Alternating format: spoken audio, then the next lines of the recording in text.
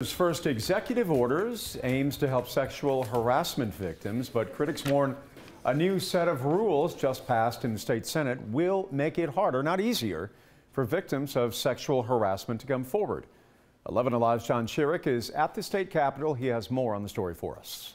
State Senate veterans still stinging after what happened last year. And now senators have passed new rules about how to deal with accusations of sexual harassment that involve senators and Senate staffers and others. It was last year when then Senator David Schaefer was accused by a lobbyist of sexual harassment from several years earlier. The lobbyist filed her complaint against Schaefer after Schaefer entered the race for lieutenant governor. The Senate Ethics Committee ultimately cleared Schaefer, but there's no way to know if the accusation against Schaefer was a factor in Schaefer narrowly losing the GOP nomination in a runoff election. Now the Senate has adopted a new sexual harassment policy that includes this. From now on, an alleged victim has just 2 years instead of no time limit to file a complaint against a senator. Democrat Senator Nan Orrock of Atlanta says victims often need more time before having the courage to come forward. Victims of sexual harassment often find it very daunting to file a claim. Our posture should be to open the door for people that have been victims or alleged victims to come forward and have their complaint reviewed and processed. An outspoken supporter of the new rules, Republican Senator Bill Cowsert of Athens, declined to go on camera, but told me that the new rules and the time limit expand and strengthen the Senate's anti-sexual harassment policy and still allow alleged victims to file criminal and civil complaints in the courts under Georgia law, which gives them usually at least 4 years to report.